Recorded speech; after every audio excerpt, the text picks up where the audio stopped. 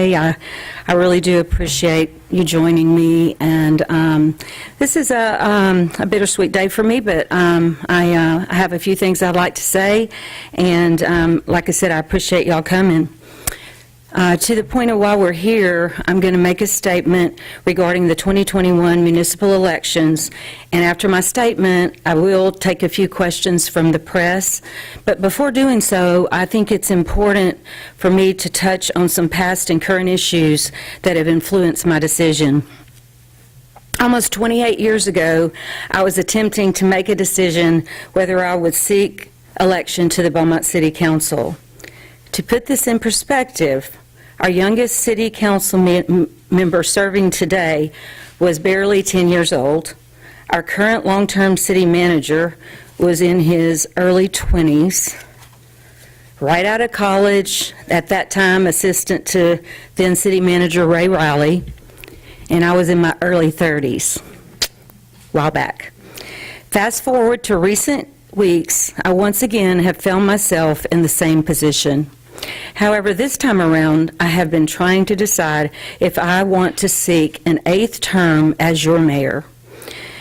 Unless you have served in the position, it's very, very hard to truly understand what is required to deal with the variety of personalities, issues, and events in a normal year, much less what we have experienced in 2020 with multiple storms and shepherding our community through an uncharted water pandemic, global pandemic.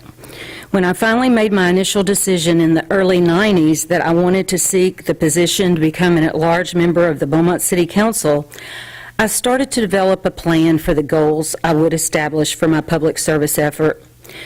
Once those goals were developed, then how would I implement an action plan to make as many of my objectives possible a reality? Including my goals back then, and a few of these aspirations still remain with me today, was my vision to make our city more appealing, attractive, and inviting in a variety of ways to our citizens, visitors, and families that might be considering relocation to Beaumont, and to the corporate citizens that help fuel our local economy, in addition to revitalizing our central business district or our downtown area. When I first sought election to the City Council, I had performed some volunteer work in the community. Although I was not well known throughout the city, I was untested with the responsibilities that came with the position, so I knew I had my work cut out for me. As the longest serving mayor in Beaumont's history, serving 7 terms of 14 years as mayor, in addition to serving 7 terms as an at-large member of the City Council, I have enjoyed the opportunity to develop some great relationships with many of you that are here today. Also with individuals locally, statewide, and nationally. These relationships have proven to be invaluable, especially when handling natural disasters, dealing with COVID-19 last year, and now, and to simply pick up the phone and speak with mayors and elected representatives from across the country to discuss programs or approaches that may or may not have been effective or successful. During my time in office, I think that I have developed an excellent understanding of the duties of my position. In addition, I know firsthand the demands that public service can play on your personal life. In recent weeks, I have taken time to reflect on my public service to date and grade myself on what I, along with the various mayors and city council members that I have served with, along with city staff that I have worked with over the years, have been able to accomplish, and there is much. I have always felt that if I was going to be successful in the role of mayor or council member and prove to be effective for all the citizens of Beaumont, my first order of business every day would be to let my actions confirm to the citizens that my service is not partisan. I would never show favoritism to any special interest group or individual, never have a hidden agenda, always be accessible, accept responsibility for any mistakes and learn from them, and be there for the right reason, learn the governing process, make tough or many times unpopular decisions, and work hard on behalf of all the citizens, even if they had not supported me. I would like to think that I have consistently met these objectives. In my years of public service to date, I have often jokingly said that potholes don't have political parties. From my point of view, that should hold true with any city government more than any other elected body. In my opinion, partisanship of any kind should never enter council chambers. Unfortunately, in recent years, this is taking place across the nation, and I do believe that partisan politics has been creeping into our own Beaumont City Council. I find that somewhat disappointing for many reasons that I will expand upon. I have served all the citizens of Beaumont for 27 plus years. I still got a few months left too, by the way. Along the lines of partisanship, I think it is important to touch on the City Council being the governing board for the City of Beaumont. The city charter is very clear regarding the role of the mayor and council members, along with the duties and responsibilities of key city staff that are appointed directly by the mayor and council. Those are the city attorney, Tyrone Cooper, the city manager, Kyle Hayes, city clerk, Tina Broussard, and chief magistrate, Judge Craig Lively. They all do an excellent job, and I'm proud of every one of them, and I've enjoyed serving with them. It is always disheartening to me when any member of the City Council appears to violate the city charter, circumvent these key city staff members, or possibly even violate the Open Meetings Act. With any governing body, agreeing on every issue will most likely never occur. That's okay. Actually, that's great. And having different opinions can be very healthy and positive for our city. However, when the governing body votes on an issue and is a split vote, one side has to prevail. I often say that if you can't understand that, then you really shouldn't be on a governing body. The majority decision needs to be adopted, and the governing body should move forward to the next issue unless at some point in the future a majority of the City Council chooses to revisit the issue. Unfortunately, in recent years, that has not always been the case, which is very troubling to me and has created some divisiveness. And in my opinion, that is not good or healthy for our city. Regarding partisanship in the governing body role, I would encourage our citizens to ignore the misinformation sometimes posted on social media or blogs regarding our city government and those who serve. These comments are often generated by individuals that do not have all the correct facts and in many cases don't even care to do so. To me, it's a waste of everyone's time when individuals post half-truths in a counterproductive way on the various social media sites or blogs. I encourage everyone to do their homework carefully, and please take these important thoughts into consideration when you read or hear something negative about the City of Beaumont operations or those individuals who are elected or appointed to serve. When it comes to electing the next Beaumont City Council, I respectfully ask that you make sure that the candidates you are going to support are team players that can agree to disagree and then move forward. Truly are independent, that your selections are not beholden to anyone or any group, and the various individuals should be seeking the positions for all the right reasons, as I've mentioned earlier. Today, after serving as a council member at large and as mayor for decades, both Beaumont in a positive way looks different city now compared to when I was first elected. I believe our accomplishments have far exceeded our challenges. Despite numerous negative emergency-related events such as hurricanes, tropical storms, flooding, and COVID-19, I find myself somewhat amazed today when I drive around our city and compare things to my early days of public service. I think we should all take pride in the fact that Beaumont has never looked better, even in the aftermath of 2020, and ask the question, how can we make it even better? I invite you to visit some of Beaumont's beautiful city-related venues that have been made available to our citizens in the past several years. I'm especially proud of the Event Center, the Lakeside Center, our impressive tennis center, Beaumont Public Health Clinic that has played such an important role in dealing with COVID-19, and our world-class Cattail Marsh Wetlands and Boardwalk. not to mention the community centers throughout our city. I encourage you to attend one of the numerous entertainment events and festivals, walk on one of our hike and bike trails, check a library out at one of our various attractive libraries located throughout the city. Take time to talk to one of our well-trained and equipped first responders that work from modern, up-to-date facilities, and take the time to learn about Beaumont's state-of-the-art emergency operations center that is known to be one of the best in the Gulf Coast, headed up by Captain Tim Oknichek. I'm very passionate about emergency operations, and many of you in this room know that. It's probably been one of my best parts of the job. And I must say that I gained a tremendous amount of knowledge from the first-rate staff that I have worked with during numerous disasters. Also, and they've seen me without makeup and in pajamas, by the way.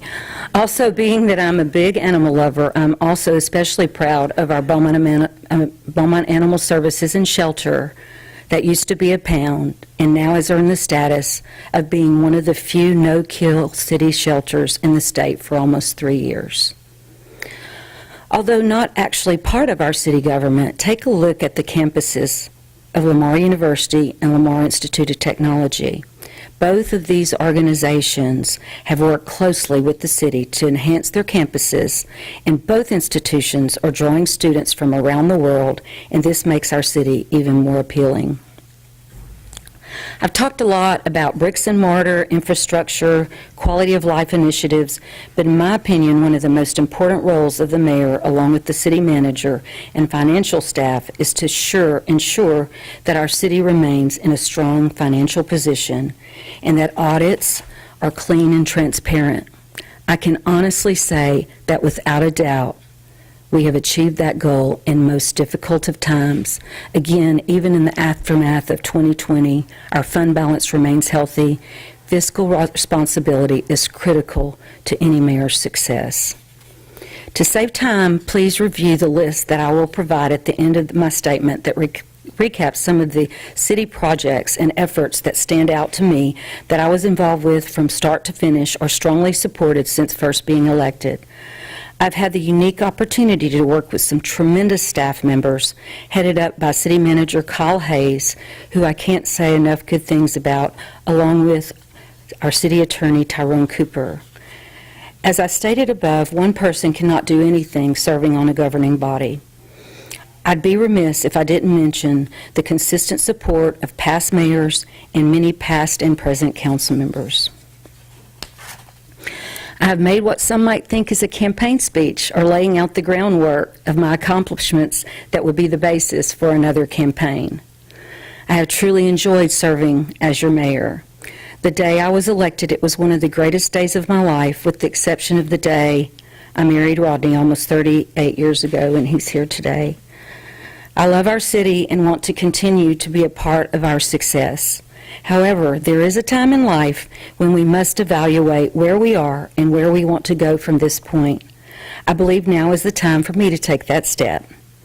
In early January of this year, Rodney and I started privately discussing the possibility that I would step down at the end of this current term. Then COVID-19 came on the scene, and as a city, we were in uncharted waters, and a plan to deal with COVID-19 had to be developed quickly. Next came 2 hurricanes plus a tropical storm that all threatened Beaumont, and those had to be dealt with while taking COVID-19 issues into account. From there, we went on to preparing a city budget that did not include a tax rate increase. So making the decision to seek another term went off my radar, and rightfully so, for the first several months of 2020. And it was not the most important issue on the table for me.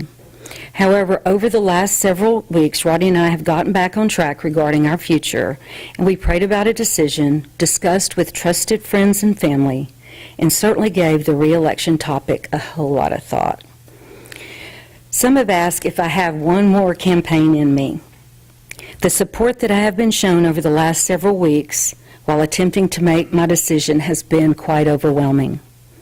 I am pleased to say that my longtime base has not wavered. I'm totally confident that I would be reelected if I were to seek another term. I would point out that in the past 14 campaigns that Rodney and I have successfully conducted, I've had more than one challenger in all but one campaign, which in 2009 when I was unopposed. My record of delivering on my past campaign platforms is my best asset, and having opponents is just part of the process. The support for another campaign in 2021 has been extremely strong, including major endorsements that have already been committed. Our firefighters are here today. And financial pledges to conduct a first-class winning effort like we have put together in all my previous campaigns. I know there has been some suspense surrounding my future as your mayor. However, I have made the bittersweet decision and am announcing today that I will not seek re-election to another term as your mayor in the upcoming election. Coming to that point was not taken lightly, and it certainly wasn't easy. Where do I go from here? First, let me state that if you do not hear a direct comment from me or my authorized spokesperson, do not believe what you hear or read on the blogs or social media. When I was preparing this announcement, my sister and I made the decision before Christmas to move my mother from Harbor Hospice Hospital to her home with 24/7 caregivers, and we both knew that she deserved our unlimited time, love, and support. My family was part of my decision-making process. On a personal note, I am saddened to say that my mother joined her friends and family in heaven on this past Sunday evening. My plans now are to complete my current term with the same enthusiasm and dedication that I've demonstrated to date, and then step away from public life for a period of time to be determined. I want to focus my time and energy on a great position that I accepted in March of this past year with GMJ Inc., a firm founded by former County Judge Carl Griffith. I will also be dedicating some time to the Emergency Evacuation Task Force that I was recently appointed to by Governor Greg Abbott. In addition, I will be considering some other public service options that have been mentioned to me if I were to leave the mayor's position. These potential roles would allow me to serve the citizens of Southeast Texas in a different capacity while I continue my professional role with GMJ. Finally, and last but certainly not least, I need to dedicate some time to my family. Today I'm here to simply say thank you for allowing me to serve you for so many years. Considering an individual that I might support for mayor in the 2021 elections, I've always had a policy to not publicly support local candidates because in many cases, as the mayor, I would have to work with the winner. By supporting a candidate that may not be elected could prove to not be in the best interest of the citizens of Beaumont. However, since I will be leaving office, I may change that policy. As you may be aware, filing for office begins today and ends on February 11th. I'm not the only person that can do this job. There will be many opportunities and new challenges for the next mayor. I'm hopeful that some good qualified candidates step up. I can say at this time that I have not put my support behind any candidate that has announced to date. Again, all I would ask is that the citizens study all the candidates before you vote. I want to sincerely thank all those loyal supporters and friends that have been there from day one, believed in me, trusted my judgment, worked on my behalf, offered their input, voted for me, and provided the financial support needed to get my message out. I would like to give an extra thanks to my husband, Rodney, as I mentioned, is here today, that has been by my side the entire time. Some of you probably like him better than you like me. I truly appreciate the city staff and those council members who have lent their support to me over many years. I'm grateful for all of your time and friendship.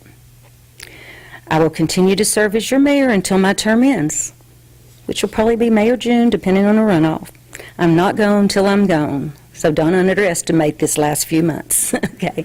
But thank y'all again for coming, and I appreciate it very much. As I said, this has been very bittersweet for me. I love the city. I love, love, love the people that I work with at the city. I love emergency operations, and actually COVID-19 has taught us a lot. Even though we wouldn't want to go through it again, it certainly taught us what we can do when we have challenges put in front of us that are uncharted. And I want to thank everyone. Sherry Elmer's here, and I don't know if Tim's here, but all the people that there he is. All the people that have supported me in emergency operations. As I said, that's what's near and dear to my heart as the mayor. But everything else is also important. And like I said, I'm not the only person that can do this job, and I feel quite confident that someone really good will step up to the plate. Now I'll entertain any questions that y'all might have.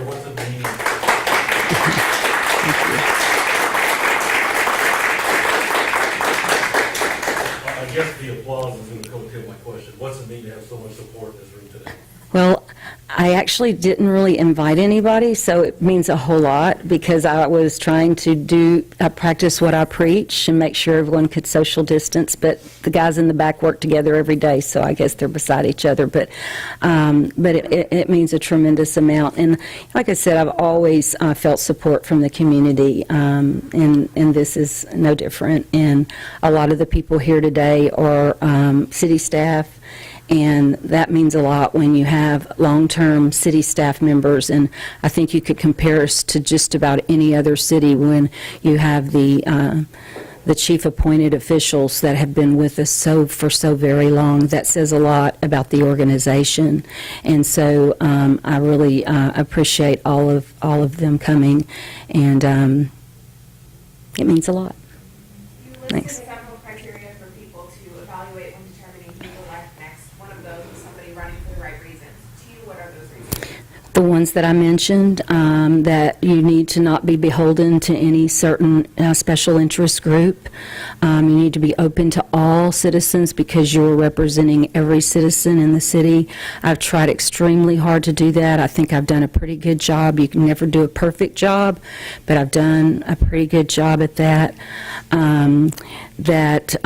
To be a team player, and it's not all about me, it's about the organization and the people that I work with. You have to understand that you can't do anything by yourself. If you don't have support of your council members, then you can't get anything done. I think if you look at our record over the last several years, you can see peaks and valleys when we had different councils and how much we got done during those periods, and I think it directly reflects that.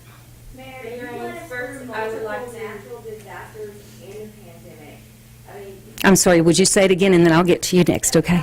So you led us through multiple natural disasters, Harvey and Imelda, and now, in the midst of a pandemic. Did that play a factor in any way to your decision to not run? Well, as I mentioned, emergency management is something I truly enjoy. However, I'd never wish that on anyone. But with that said, you can never say that it doesn't impact you to a certain degree, because it's very, I don't think anyone realizes what really happens in emergency operations when we have an event like we've had. I think Captain Oknichek over there looked it up one time, and under my watch, there was like 200-something declared, or no, 24, Tim, or something like that, declared natural disasters since I've been mayor, and 19 of them, or since 1953, I'm trying to get my words right. 17 of them were under my watch, so I've had my share, for sure. And I'm not going to say it doesn't play a factor, because when a hurricane comes, I don't have to go straight to the emergency ops center. I get to go somewhere else. So it's not the determining reason, for sure. All of the things are. Plus, I've done it for a long time. I need to give someone else a chance to see what they can do and bring our city to another level, hopefully. That's what I pray for. But certainly has a little bit of a weight on the individual that is responsible. Yeah.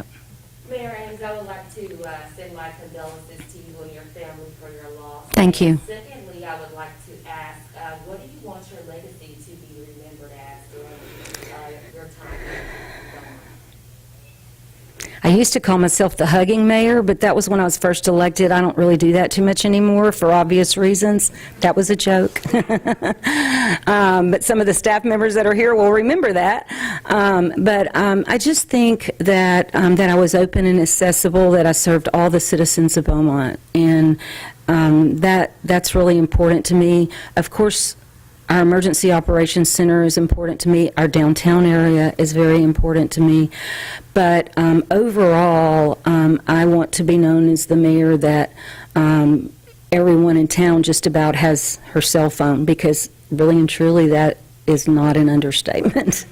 And I answer it, and I return my calls, and I do listen. And sometimes I can't always do what everyone wants. You always can't please everyone. But, you know, to have the ability, when a citizen has something that you truly understand where they're coming from, but you just can't do it, to be able to say, you know what, I understand where you're coming from, but that's not possible. And I think that's where a lot of elected officials make a mistake, is that they want to say yes to everyone, and you can't. Mm-hmm. One last question there. Gonna have to ask, you know, the incident at the nail salon, you received a lot of backlash for that. Did that play any factor in your decision? No, but what I will say is thank you for asking that question, because I'd like to say, no, I didn't get my nails done. Yes, the salon owner took my photograph for gain of her salon. No one was fired. Nobody lost their license. I think I was probably the only one that suffered from that, but yet there was something out there that made people think people got fired and she was going to lose her license. You know, shame on her. Mayor, would you say this perhaps could have been your most resilient term in terms of your character? You dealt with hurricanes, scrutiny, or the infamous nail situation. Do you feel like this has been the most time that you just kind of have Aren't they to pretty? push through with everything going on right now? Oh, yeah. I think that 2020, I think most every elected official would tell you that 2020 was grueling, and that it challenged us in so many ways. It certainly did me. And Beaumont had more than the usual, because we've had, you know, the storms and the flooding and that kind of thing. But you learn from those things. So I wouldn't trade it. I would hope that we wouldn't have as many storms, but every one of them is different. I mean, you can't just say, well, I went through this hurricane, so I know what to do on the next one, because the people that work in emergency management will tell you they're not the same. Harvey, we dealt with rising water and, you know, rain for days and days and days, and then summer wind. You treat them all differently. You can't react the same to every single disaster. If you do, you'll fail.